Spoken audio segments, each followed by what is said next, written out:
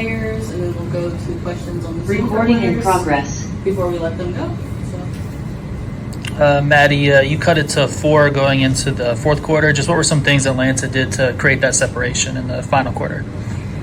I think we just, as a group, we ran out of gas a little bit. We had some lapses defensively, and they're a great team. They're going to take advantage. They hit some threes when some of the second chances, and it's like you can't let that happen in the fourth. Paige, Atlanta managed to make 15 threes tonight. It was pretty even in points in the paint, but just what are some of the challenges that Atlanta's offense poses a defense? Just that they have interior presence. Obviously, two of the best posts in the league with BG and Bree Jones, and then they have perimeter shooting. So it's hard to double off, and it's hard to be congest the paint and try to get them because we were undersized tonight. So obviously we were playing to that disadvantage of trying to congest in the paint, help off whoever was guarding the big at the time, and then that creates kick out threes, rotation threes, and so they just got weapons at every position. So they're a tough team to guard.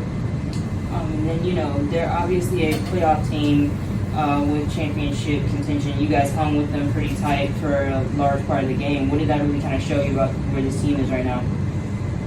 Who's that from? Either one. There's a fight about us. Like we talked about before, we haven't gotten the results yet, but we continue to like what we're building. There's a fight, and the more reps we get at this, the more we continue to build with each other. We're playing the hand we were dealt, and we have people coming in who've never played before. We have people coming in who don't know the offense, the defense, our schemes, and we're just all learning and growing together. But one thing about us all equally, and that we all share, is that we have a fight about us, and then we have a heart and a passion for basketball that we all share, and that will continue to carry us to the rest of the season. Paige, you finished with a double-double. Maddy with 23 points. Just what were some of the things you saw offensively to create some advantages? And then also, what did you see from Maddy tonight? Yeah, again, teams just being heavy in the paint, heavy, congesting on my ball screen. So being able to play out of an advantage, and my teammates being aggressive once I get the ball out of my hands and playing to those advantages. I think they did a great job. And then Maddy, of course, just being aggressive on both sides of the floor, getting out in transition, playing to post-ups, playing just one-on-one basketball and scoring, just being a matchup nightmare. But no, she's a bucket, and she's continued to be that way and consistent in the way that she shows up for us. So that we need that aggression from her, and that's what she does every single night. We'll go to Christian on the Zoom. My question is really for anybody. It hasn't really been the season that you guys probably would have expected, right? But through the camaraderie built as far as teammates, the franchise in general, how are some of the highlights of kind of carried you guys through some of the low lights parts of the season? I think the good part about having such a young group is you're very adaptable, and it's just you just on to the next thing. And it's like Paige said, we've been dealt a tough card at points this season. We didn't know we were gonna have enough players to play tonight, and we just were okay, we have 8 tonight, we're going to go with this 8, and this is who we got, and we have enough. And I think that's a positive, to go up to a championship contention team and go toe to toe for 3.5 quarters. I think that just shows in the direction we're going. Okay, we'll go last one for players to Rob on the Zoom. To answer the podium finish, Paige, they made a mention you had a double-double tonight. And we saw the Wings really fighting hard throughout the game against Atlanta. So from your perspective, what are some positives you can take away from your performance tonight, as well as the team's fight, given it's been a process? And being a leader in that locker room, what's your message to your teammates and to fans as you push through these final 4 games?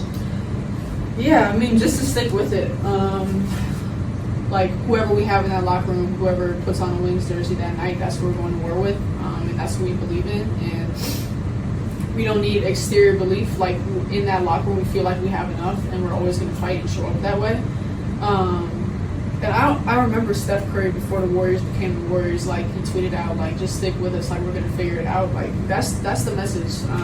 The people who we have here, and the belief that I have in the core and the pieces that we're building and how we're doing it, I just have this undying belief in it, and I know that we continue to do the things the right way. We continue to believe in each other, continue to invest our whole lives into this basketball thing. The results will come, and just to stick to our process and how we do things. just have a belief and continue to show up for us. I know the results haven't shown yet, but the Thunder talked about it. The same people who were in the gym on 9 whatever season are the same people who I want to be at the championship celebration parade. So that's the message. Just have this undying belief in what we're building here. Thanks, guys. They were good. Thank you. Thank you. Any questions in the room? Coach? What were some things that you saw in the fourth quarter from Atlanta, holding the offense to 11 in the period? Yeah, I think, again, tremendous fight in the third to bring it to 4, and then that 8-0 run to start the fourth was just kind of a punch, and then we couldn't really get it back after that.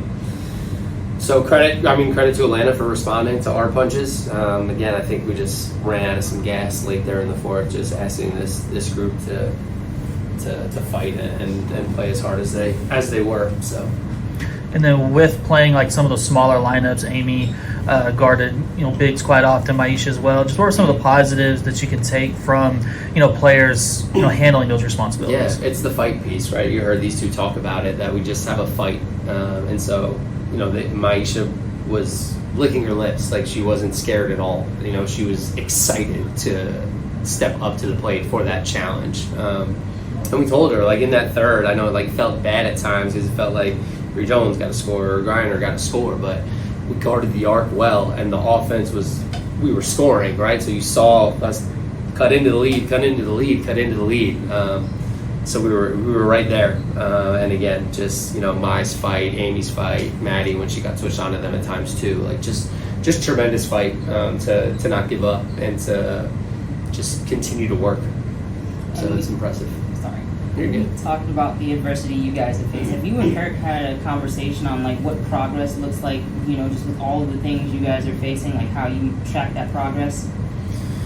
Yeah, we talk all the time, just about wanting to continue to do it the right way and be about the right things and make sure that we're teaching and we're establishing a firm foundation in what we believe in, how the game should be played. And so while we're not executing at a high level right now, there is a ton of learning and teaching and implementing behind the scenes that is going on. That is just, we're feeding the soil right now, we're planting the seeds, we're establishing that foundation, and we're doing it with a really good group of people who are all bought in and really believe in what we're doing. And so, yeah, lots of nights we go out there and we're up against it, but we continue to learn, apply, and each game after each game, there's just the growth mindset of let's take what we did well and then let's hold ourselves accountable to where we can improve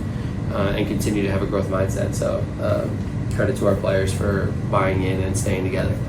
And is there anything you can take from Carl, just both of you being first-year head coaches, both of you having that college experience?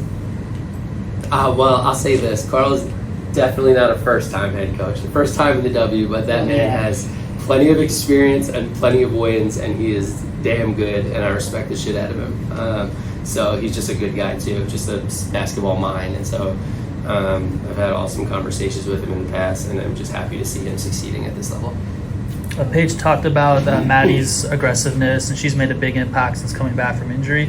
Is that aggressiveness more so just her making an impact, or is that a point of intention from the offense to bind her? It's both, right? It's both. It starts with her and her energy and her motor. The game starts because she's running the floor, right? And we make some tough passes, but she catches it and puts it in. So her motor, her energy, the ball is ultimately going to find it, and then slowing down within the offense to be able to put her on the move some, get her cutting from the perimeter into the paint, use her in some screening actions to see, at times there's threes matched up against her, at times there's fours matched up against her, and so just seeing what the defense is doing with her, can we get other people switched on to her, let her roll down, but then she's always going to finish possessions too with the tenacity to the offensive glass. So she just does so much to create her own offense, which as a coach, that's a dream. And then now, she's proved that she's so efficient around the rim. So it's finding that balance, right? We've got dynamic guards and Paige and letting her play a lot of ball screens, and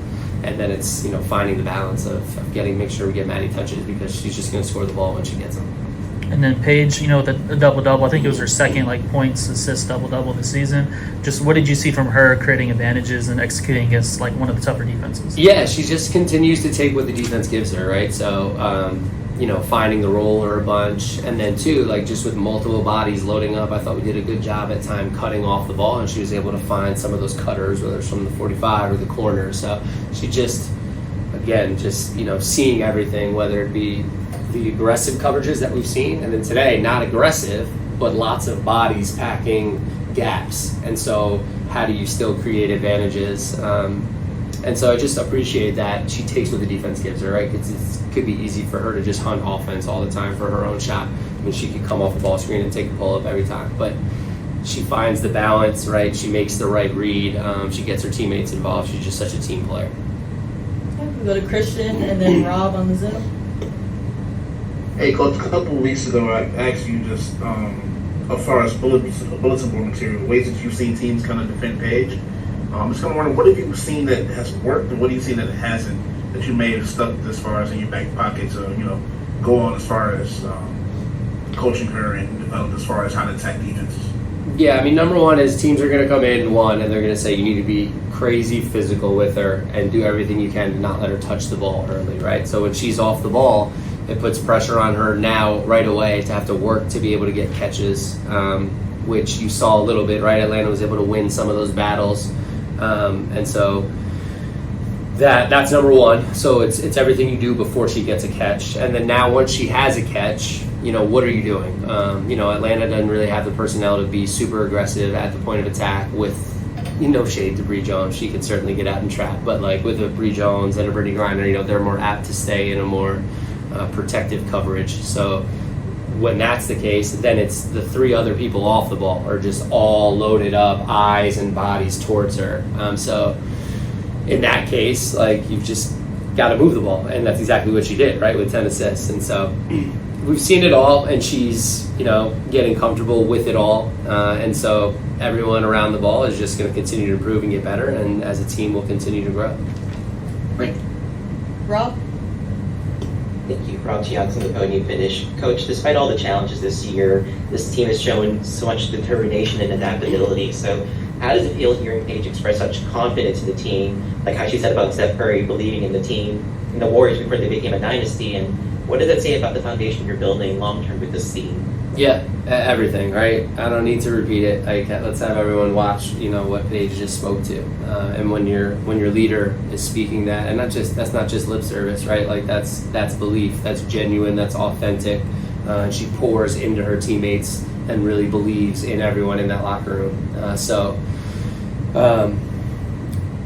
There's just so much upside, and again, it's hard to really see that, and so I just really credit our team and Paige for being able to hold perspective, because it's really easy when things are this hard to just crumble and get down. So to be able to have the maturity to hold perspective and not feel sorry for ourselves and still maintain a standard with expectations and an accountability piece that, yes, we're going to be better and we have to be better. And there's patience there too, knowing that we will be better, we can be better, and we believe in one another.